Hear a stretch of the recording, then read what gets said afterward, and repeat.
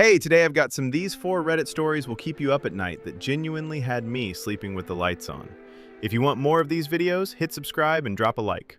Let's get into it. I found a dead forum from 2009. The last thread has a new reply every time I refresh the page. This one was posted 3 days ago to r/nosleep by a user called Glitch Archivist. Fair warning before we get into this. It is the kind of story that makes you want to tape over your webcam when you are done reading it. But it starts slow. Late Friday night, roommate gone for the weekend, apartment to herself. Just her laptop, the glow of the screen, and a very particular hobby that is about to go sideways. I'm 26F, and I have this hobby most people don't understand. I catalog dead corners of the internet. Defunct forums, expired domains, broken Wayback Machine snapshots that nobody remembers exist. I keep a personal archive of everything I find because I think this stuff matters even if nobody else does. Last Friday, my roommate was at her boyfriend's place, so I had the apartment to myself. It was around 1 a.m., and I was crawling through broken links when I found a dead image board from 2009. Most of the boards were completely wiped, but B had one thread still intact. Title was just, "Can you see me now?"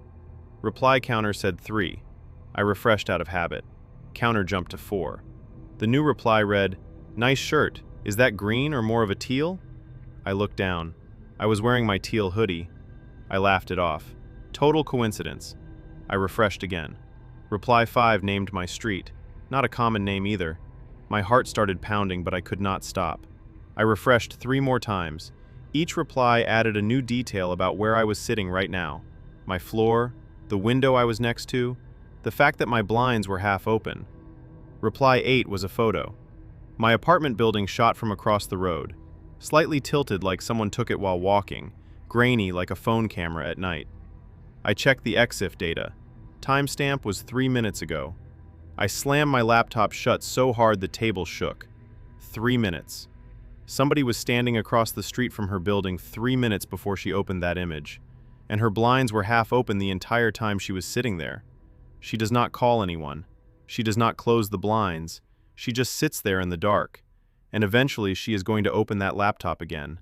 So that photo, from the end of the last part, her own apartment building, shot from across the street, EXIF data stamped 3 minutes prior, sitting on a forum that has been dead since 2009. That is where OP picks back up. Most people would close the tab and pretend the whole thing never happened. Walk away, convince yourself it was lag or a coincidence or some script kiddie having fun, and never look at it again. OP is not most people. What follows is one of the longest nights she has had in a while. I closed every blind, checked every lock, put the chain on, stood in the hallway listening for anything. I thought about calling the police, but what do you even say? A dead website is posting photos of my building? They'd think I lost it. I sat on the floor for 20 minutes before I opened the laptop again. Thread was still there. Counter hadn't moved. 8 replies, just sitting there. I screenshotted everything and ran a reverse image search on the building photo. 0 matches. Checked the EXIF data closer. Device name wasn't a phone model or camera. Just 16 digits, no spaces. I spent the rest of the night tracing the site. Domain was parked on an expired registration. No active server should be generating content. I pulled DNS records, Whois history. The domain was registered in 2008 by a minor. Host pulled the plug in 2009. No transfers, no renewals, nothing after that. Dead end everywhere. I didn't sleep. Told my roommate in the morning. She barely looked up, probably a cached page glitch. That afternoon, I took my phone to a coffee shop 3 blocks away and refreshed. Reply 9 said, "Corner booth, iced latte. You keep looking at the door." All 3 were true. A cached page glitch. That is what her roommate called it without even looking up. But cached pages do not follow you to a different location. Whatever is generating those replies, it is not frozen in 2009. It just proved it can find her no matter where she goes. This is where OP goes full researcher mode. And honestly, it only makes things worse. So, I did what I do best. I started logging everything. Every refresh, timestamp, location, what the reply said, what I was doing at that exact moment. I built a spreadsheet. 37 refreshes over 4 days, and every single one was accurate. Not close, not vaguely right, accurate. I tried a VPN. The reply described the library I was sitting in, not wherever my IP said I was. I used a public library computer across town. Brand new browser session. Reply mentioned the water stain on the ceiling tile above me. I turned location services off on my phone and refreshed from mobile data. Reply said, "You keep looking over your shoulder." I was. I filed a police report. The officer was polite, but I could see it in his face. He thought I was having some kind of episode. I posted to a cybersecurity subreddit with screenshots and the URL. Most people hit dead ends, but one user pulled the page source and found inline JavaScript that should not exist on a static archived page. Something was actively injecting content into that thread in real time. That should have made me feel validated. It didn't. Because every refresh is proof this is real, but every refresh is also me opening the door again. I am feeding it. I know I am feeding it, and I cannot stop. You think your screen is a window you look through. It is not. The thread blew up after that post. People were genuinely trying to help. The fact that the replies were specifically timed to your refreshes means whoever is doing this can see your screen in real time. Please tell me you're not still on that computer. What gets me is the patience. That thread sat there for over 15 years waiting. Whoever set this up knew exactly the kind of person who would eventually find it. OP, please get off that network immediately. If they can see your refreshes, they can see everything else. Use a neighbor's Wi-Fi or your phone data to contact police. I'm at a friend's place now using their laptop. Haven't touched my own machine since the screenshot reply. I ran a full malware scan 2 weeks ago and it came back clean. Whatever this is, it's buried deep, or it's not traditional malware. Police are coming tomorrow, but I genuinely don't know what to tell them. A dead website is talking to me sounds insane. And that is the trap she's stuck in. She has proof, real proof. But gathering more means opening that door one more time. OP went quiet for almost 2 days. When she finally came back, she dropped an update post. And honestly, this is where the whole thing shifts. They found a phone inside my wall, and I know who put it there. I set up a webcam facing my window and refreshed one last time. The new reply wasn't a photo of my building or my street. It was a screenshot of my own camera app taken from inside my phone. I could see my face reflected faintly in the screen. The EXIF device name was a string I've never seen before. It wasn't my phone. Someone was accessing my phone's camera remotely. I called the police again, this time with the screenshot as evidence. They actually took it seriously. Forensic analysis on my laptop found a keylogger buried deep in the system files, installed months ago, same software on my roommate's laptop. Then they searched the apartment.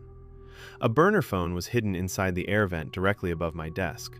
It had been streaming my screen in real time. They traced everything back to my roommate's boyfriend. He had keys to our place.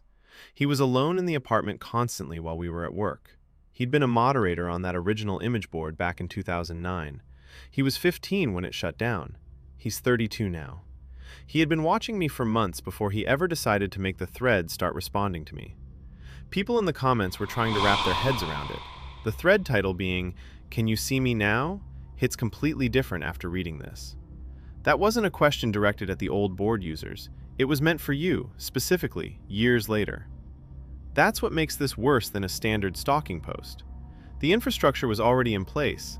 The board, the thread, the title, it was all set up and left like a trap. OP didn't find it by accident. She was guided to it.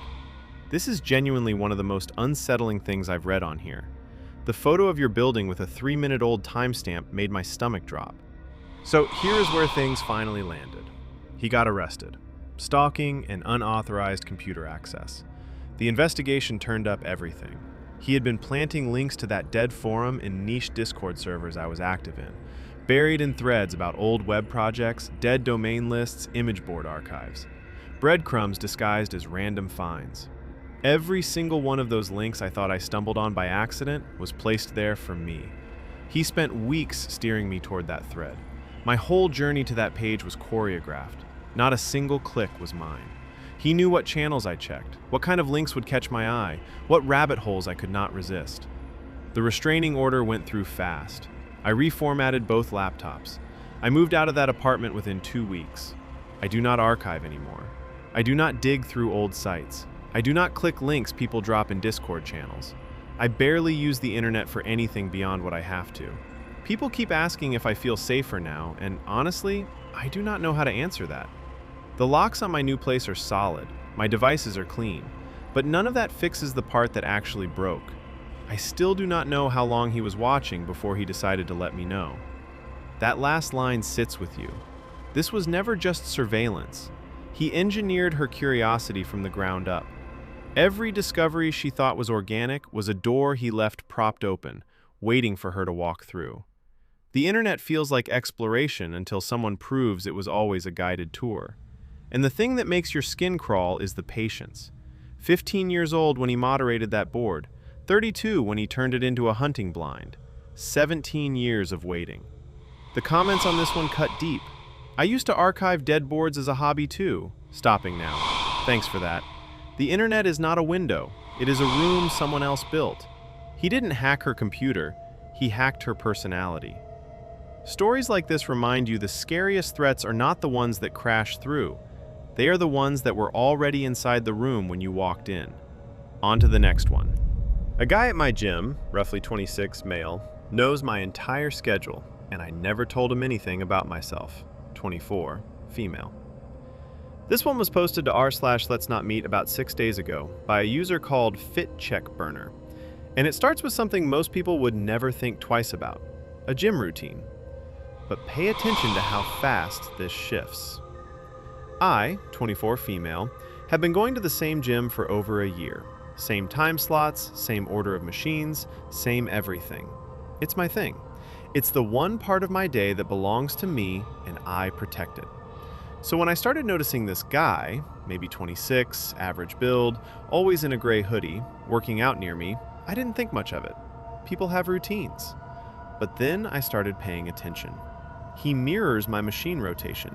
Every single time. Always one station behind me, like clockwork. I tested it. I switched my Wednesday evening session to Friday morning without telling anyone. He was there Friday morning. My stomach turned, but I told myself maybe it was nothing. So I did the real test. A completely random 5 a.m. Tuesday session I have never done before. I told no one. Not my roommate, not a soul. He walked in at 5:07 a.m., same gray hoodie, picked the treadmill directly behind mine, and then he smiled at my reflection in the window glass. Not a friendly smile, a smile like he had been expecting me, like I had finally done something interesting. That is the moment my stomach dropped and I knew this was not a coincidence. That smile in the glass. That is where this story plants its hook, and trust me, it only gets worse from here. So after that 5 a.m. smile in the window glass, OP does what most people would do. She stops going to the gym entirely. No schedule swap, no new time slot, just gone. 4 days she stays away. And when she finally walks back through those doors, what's waiting for her is somehow worse than what she left behind. I didn't go back for 4 days. No gym, no routine, no him. I told myself if I just disappeared, maybe he'd lose interest.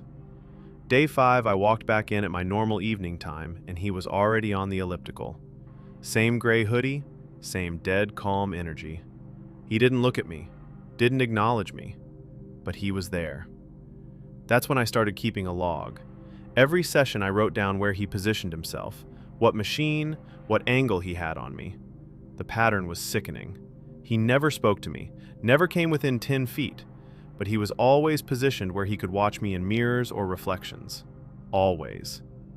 I asked the front desk if they could tell me anything about him. They said he was a member but couldn't share details. So I asked my gym friend Marcus to come work out with me. Marcus is 6'2", built, hard to miss. Gray hoodie guy didn't show that day. Or the next. The second I went back alone, he was on the leg press before I even scanned my card. He knew when I had someone with me. I don't know how, but he knew. I started checking my back seat before getting in my car, locking the doors the second I sat down, watching my rear view the entire drive home. The routine I built to feel strong now made me feel hunted. And that's what makes this kind of fear so impossible to explain to anyone who hasn't felt it. On paper, nothing happened. No words exchanged, No threats, no physical contact, just presence. Calculated, patient, suffocating presence. And somehow, that's worse than anything he could have said. But OP wasn't done keeping records. She started documenting everything. And what she caught on camera next is where this story takes a turn you don't see coming. So this is where OP hits the wall. Not a dramatic one, the slow, grinding kind, where you start to realize nobody is going to help you. I finally told my roommate everything. She didn't think I was crazy, which honestly made me cry, because I had been convincing myself I was dramatic for weeks. We sat down and I documented everything. Timestamps, photos taken when I could without being obvious, 3 weeks of patterns mapped out on paper. I brought it all to the gym manager, showed him everything. He nodded a lot and said they would monitor the situation. That was it. The guy hasn't broken any rules, hasn't spoken to me, hasn't touched me. He just goes to the same gym at the same time. On paper, it is nothing. And I sat in that office feeling insane, because how do you explain that a man existing near you is terrifying when he has designed the whole thing to look completely normal? I thought about canceling my membership, and then I got so angry I almost threw my phone. Why do I have to leave? I have been going there for over a year. He made it his project to map my entire life through a weight room, and I am the one who has to disappear. I bought a dash cam that night, installed it myself at 11 p.m. in the parking lot because I could not wait until morning. I don't know what I expected it to catch. I just needed something watching when I couldn't be. The dread doesn't stay at the gym anymore. I check behind me at the grocery store. I look out my window before I go to sleep. I double lock everything. I am ending this post without a resolution because I don't have one. I just need someone to tell me I am not insane. The comments were not playing around on this one. The smile in the reflection is genuinely one of the most unnerving things I've read on here. He wanted you to know. That's exactly what broke me. It wasn't accidental. He looked right at my reflection and held the eye contact for a full 2 or 3 seconds. He wasn't embarrassed or caught off guard. He was calm, like we had some kind of understanding I never agreed to. I left mid-set and sat in my car for 20 minutes before I could drive. The fact that he showed up at 5 a.m. on a random Tuesday is what got me. That's not coincidence. That's surveillance. The part about him sitting outside your house with the dome light on writing, that is so much worse than following you. He's documenting you like a project. And that last line from OP is where this part just sits on your chest. About 10 days after the original post, OP came back with an update. And honestly, this is where the whole thing shifts. They found his notebook in the parking lot, and I can't stop shaking. First off, thank you to everyone who told me to check my dash cam. I finally sat down and reviewed 3 weeks of footage, and I feel physically sick. His car, a dark sedan, shows up behind me on at least 7 separate drives home from the gym. Always 2 or 3 cars back, never directly behind me. Every single time he turns off on the same side street, about a block from my apartment. Then I asked my neighbor about her Ring camera. She pulled the recordings and there he was, his sedan parked directly across the street on multiple nights when I stayed home. Engine off, dome light on, and he's sitting there writing in something, a notebook or a journal, just sitting outside my home in the dark writing things down about me. I took everything to the police, dash cam clips, Ring recordings, timestamps, all of it. They opened a case immediately. Then yesterday they called. They found a notebook in the gym parking lot that matches what's visible in the Ring footage. I haven't seen what's inside, but the detective told me it contains my schedule, physical descriptions, and notes on my routines going back weeks. I can't stop shaking. That's the moment it stops being a gut feeling and becomes a case file. The comments reflected that shift. This is textbook stalking behavior and it escalates. Please do not confront him yourself. Go straight to police and bring every piece of evidence you have. Seconding this hard. The notebook detail makes it clear he's organized about it. Organized stalkers don't just lose interest, they adapt. OP needs a paper trail starting yesterday. Please tell me you've told the front desk. Most gyms will revoke a membership for this. Document everything with timestamps. So this is where it all lands. And honestly, it's the kind of ending that doesn't feel like closure at all. They found his notebook in the parking lot, and I can't stop shaking. The police used his gym membership records to pull his full name, his address, everything. For the first time since this started, I actually felt like someone was doing something. But here's the part that still messes with me. The exact same day I filed my official report, he canceled his gym membership. Like he somehow knew. I have no idea how, and I don't want to know. The restraining order went through pretty quickly once the detective reviewed the dashcam footage and the Ring camera clips from my neighbor. I should feel relieved, and I guess part of me does, but I still made the decision to move. I packed up my apartment and relocated to a completely different part of the city. I haven't stepped foot inside a gym since. I work out at home now with the blinds shut and the doors locked. I know that probably sounds dramatic, but you don't understand what it does to you when you find out someone was parked outside your home in the dark, writing things about you in a notebook. They actually found it in the gym parking lot after he cleared out his locker. Police wouldn't tell me what was inside it. I didn't ask twice. Everyone keeps telling me I'm safe now, and maybe I am, but I still check my rearview mirror every single time I drive. Every single time. The comments on this one hit different. I had something similar happen at a coffee shop I used to go to.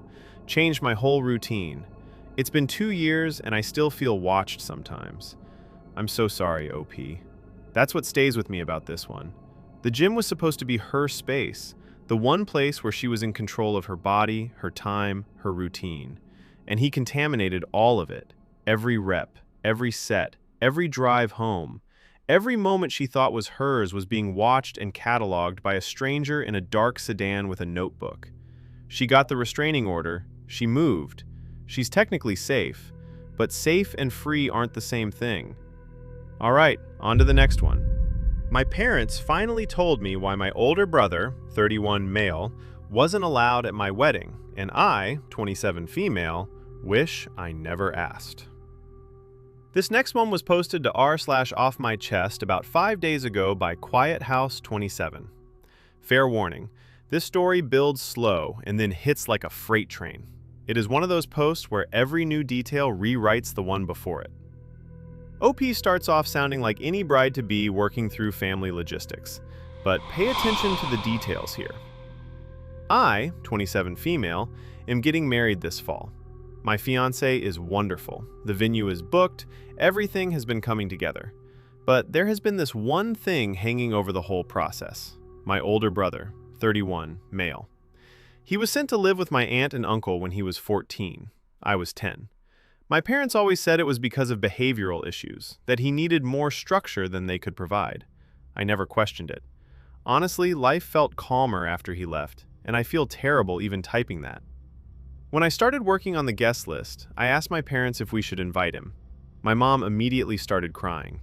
Not gentle crying, she completely broke down. My dad went quiet for a long time and then told me to sit down. He said when I was 10, they found things in my brother's room. Drawings, a detailed journal, items that belonged to a neighbor girl down the street, hair ties, a small shirt, photos he had taken of her without her knowing. Our family cat that supposedly ran away when I was 9, it did not run away.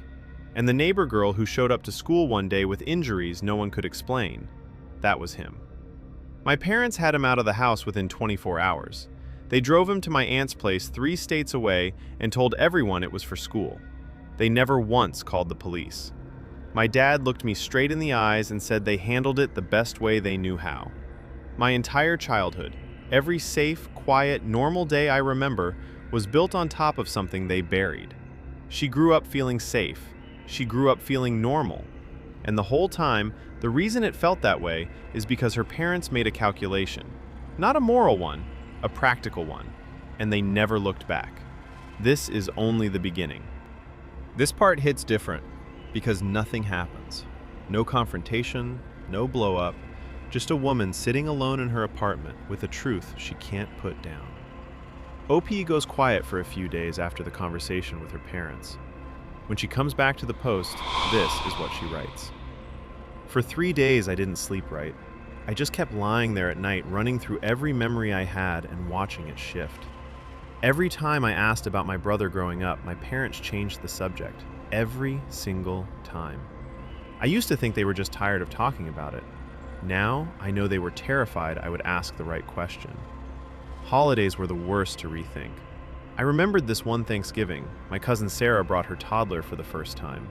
My brother was supposed to come, but last minute my dad said he couldn't make it. Car trouble. I remember my mom's face when she heard, and she looked relieved. I didn't understand it then. I do now. Every birthday party, every family cookout, every Christmas morning, the guest list was curated, the timing was managed, the seating was arranged around one thing nobody was ever allowed to say out loud. My entire normal, happy childhood was load-bearing on a secret my parents built and maintained for 17 years. Then I did something I can't take back. I called him. I don't even know what I was looking for. Maybe I wanted to hear something wrong in his voice, something that matched what I knew now.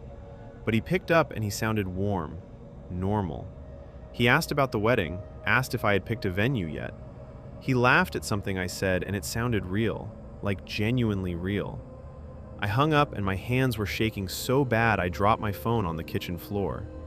I just sat there staring at it. That phone call is the detail that sits with you.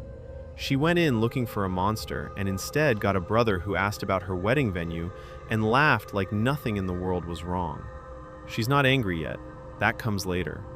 Right now, she's sitting in the wreckage of a childhood she thought was real, trying to figure out which version of her family to believe. Next part, she goes back to her parents. And this time, she does not ask gently. And this is where OP stops asking questions and starts demanding answers.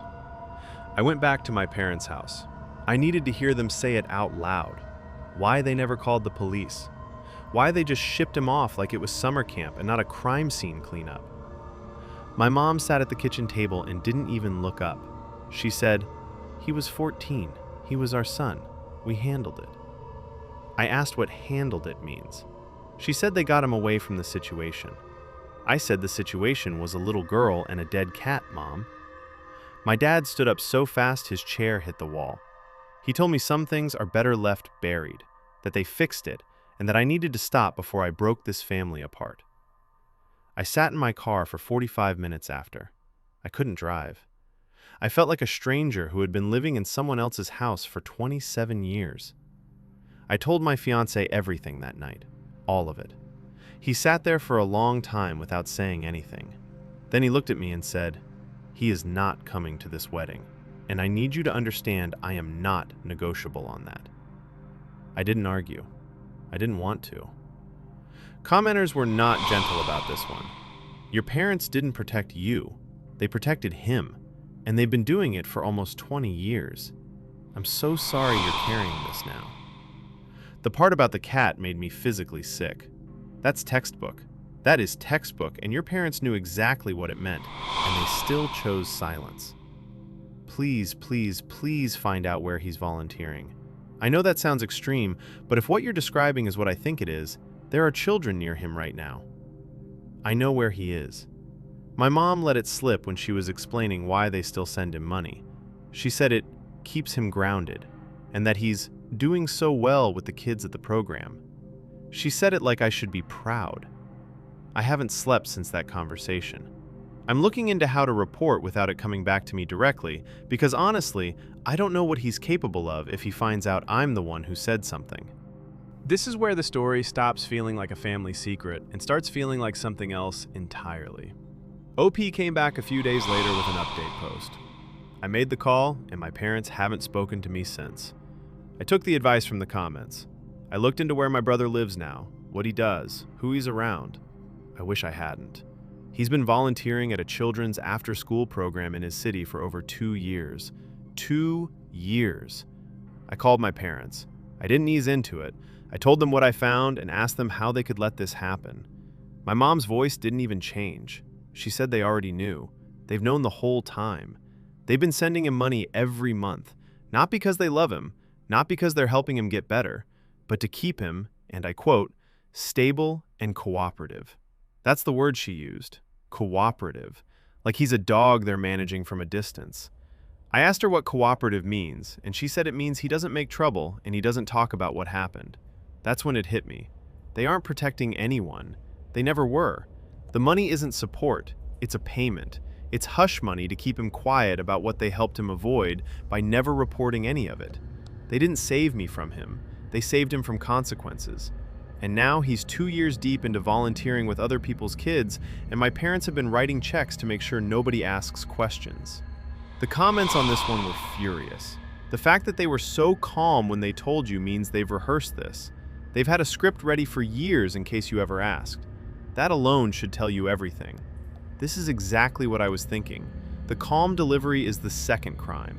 It means they sat with this knowledge, organized it into a palatable version, and waited. That's not parents struggling with a hard truth. That's reputation management with a 17-year head start. As a mandated reporter, this post makes my blood boil. Your parents had a legal and moral obligation, and they chose reputation. That's not love, that's PR. OP came back a few days later with one final update post. I made the call, and my parents haven't spoken to me since. I called the after-school program. I didn't give my name. I gave enough detail, dates, descriptions, the kind of things that would make someone take a second look at their volunteer screening. I don't know what they did with it. I don't know if they pulled him, or investigated, or just filed it away somewhere. But I know I made the call, and I know my parents never would have. My mom's last words to me were, "You've destroyed this family." My brother sent one text, "You don't know what you just did to this family." I blocked both numbers the same night. The wedding happened 3 weeks later. It was beautiful. My husband's family filled the seats my parents would have sat in, and I didn't cry about that until after. I'm not going to pretend I'm okay. Something in me shifted the night my dad first told me the truth, and it never shifted back. I will never feel the same standing in my childhood home. I will never look at old photos the same way. But I'm walking forward because there is nothing behind me anymore. I don't have a dramatic ending for this. I just wanted someone to know. Her account went inactive right after that. No follow-ups, no replies, no edits. Just silence. And honestly, that silence said more than any update ever could. The responses on this one hit different from the usual. I grew up in a family like this. The quiet kid who got sent away narrative is so common in families that prioritize appearance over safety. It took me years of therapy to stop minimizing what I knew. And here's what I keep coming back to with this one. The scariest part of this story was never the brother. It was the two parents who sat across from their daughter for 17 years, smiling at holidays, helping plan a wedding, knowing exactly what they had buried and choosing every single day to keep it buried. Family reputation over every child who came after. That is the part that stays with you. All right, on to the next one. My company's IT guy, 38, male, has been watching us through our webcams, and I, 26, female, found the folder where he saves screenshots. This one comes from r/let's not meet, and it is honestly one of the most unsettling things I have ever read on that sub. Not because of some jump scare or some stranger following her home. This one gets under your skin because of how normal everything looks on the surface. OP starts off keeping it real casual, almost lighthearted, just describing her job, her coworkers, the office vibe, and honestly, that is what makes what comes next hit as hard as it does. So I, 26, female, work as a junior marketing coordinator at a mid-size creative agency. About 40 people, open plan office, casual dress code, everyone pretty much gets along. It is genuinely a nice place to work, or at least it was. Our IT guy, 38, male, has been with the company for years. Quiet dude, always pleasant, always smiling in the break room. You put in a ticket and your laptop was fixed same day. Nobody had a single bad thing to say about him. A few months back, I started noticing my webcam light flickering on for a second or two at random times. Just a quick blink, then gone. I figured it was old hardware or a driver glitch. It kept happening on and off for months, and I just ignored it. Then, about 2 weeks ago, my friend Marcus, a contractor who was doing a network audit for us, pulled me aside after hours. He had found remote access software buried deep on every single workstation in the office. Everyone. He showed me a folder on a local server. Inside were thousands of timestamped screenshots organized into subfolders, one for each employee. I clicked on the folder with my name. Over 4,000 images, 14 months of screenshots. Me at my desk crying after a breakup phone call. me mouthing passwords as I typed them, me changing my shirt after a coffee spill, a moment I thought I was completely alone in the office.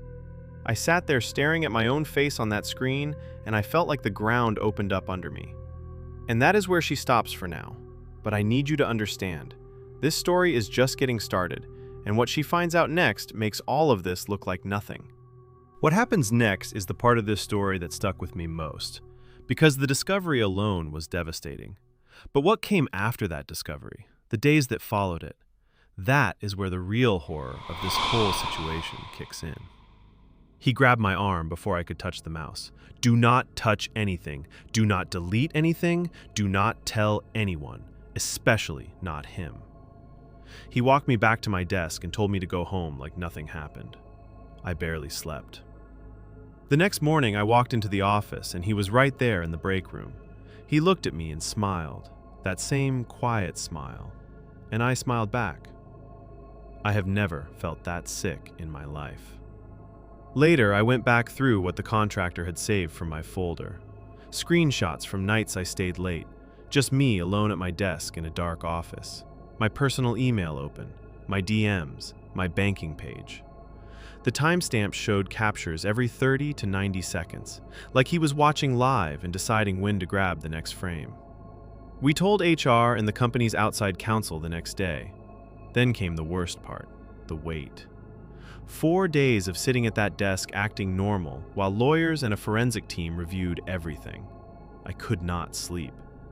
I kept replaying every time he came to fix something at my desk. Was he installing more? Was he watching me right then? And then the shame hit.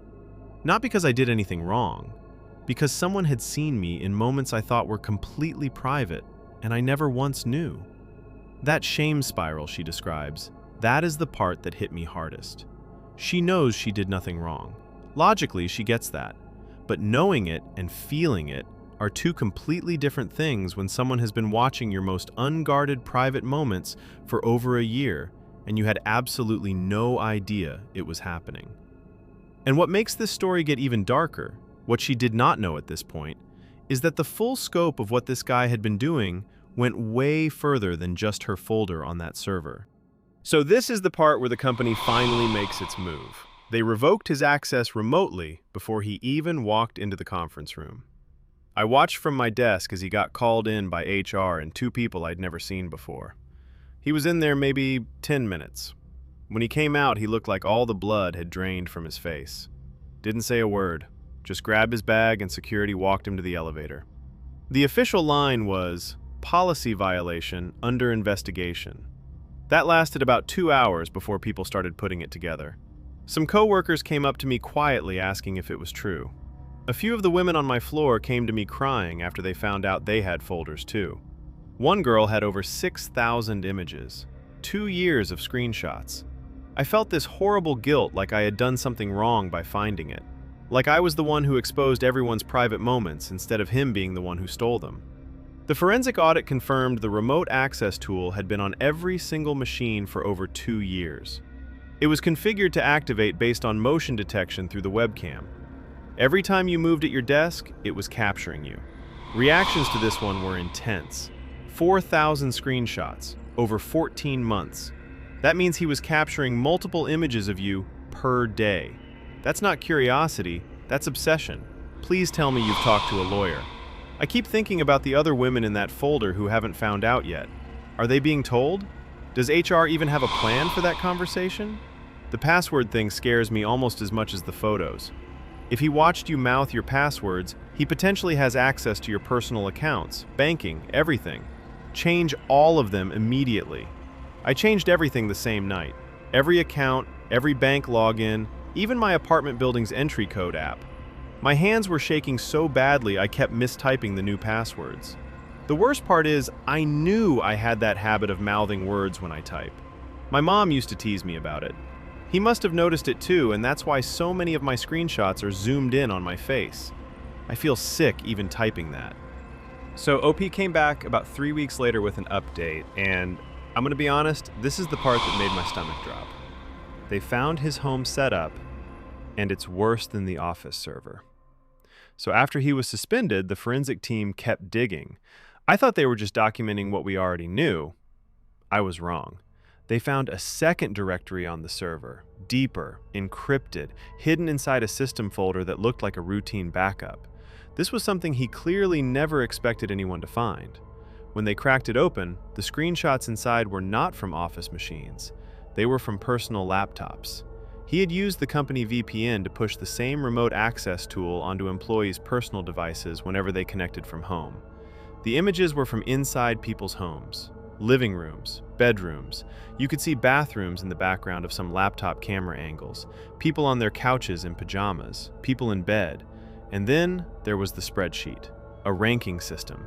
Every female employee listed and scored. There were columns with headers I couldn't bring myself to read past. I saw enough to understand what it was. He wasn't just watching us at work. He was in our homes. He scored us. The reaction to this update was on another level. I have never felt this violated reading someone else's story. Him smiling at you in the break room every morning, knowing what he had on his server. I physically shuddered reading that. The fact that he had admin access to install this on every machine and nobody in management ever audited it is a failure at every level.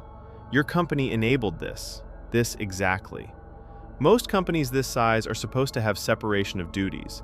One person should not be able to install software, manage the server, and be the only one with access to audit logs. He was basically his own oversight. That's not a gap, that's an open door. So here's where everything finally landed. He was arrested on a Wednesday. The forensic audit got turned over to police the same week. Me and 6 other co-workers filed a civil suit against the company, not just against him, against the company itself. No monitoring of IT admin activity, no access controls on the remote tools, no audit logging, nothing. They had zero oversight on the one person who had access to everything. The company tried to settle quietly. I'm not going to get into the legal details, but I will say we did not make it easy for them. I quit 3 weeks after the arrest. I couldn't sit at that desk anymore. I couldn't walk past his empty office without my skin crawling. That was about 5 months ago. Here's where I am now. I cover every camera on every device I own with tape. My laptop, my phone, my tablet, all of them. I check for unfamiliar software on my personal laptop every single week. I have a whole checklist I go through. I catch myself angling my screen away from my own webcam even though I know it's covered. Even though I know he's in custody. Even though I know, logically, he can't see me anymore. But I can't stop checking. I don't think I'll ever stop checking. This one sits with me differently. We all carry this implicit trust that the person with admin access to our machines isn't abusing it. The IT guy who fixes your laptop, resets your password, sets up your webcam. And that trust is almost never verified. Nobody audits the auditor. OP's story isn't a ghost or a stalker hiding in the bushes. It's a guy with a help desk smile and a server folder full of screenshots. And that's what makes it so deeply disturbing. The comments on this post were something else. I work in IT, and this is one of my biggest fears about the industry, that people like this hide behind the trusted access they're given. I'm so sorry, OP. And with that, this is the last story for today. If any part of this one made you think twice about who has access to your devices at work, about who can see your screen right now, good. That was the point. Thanks for sticking with me, and I'll see you in the next one.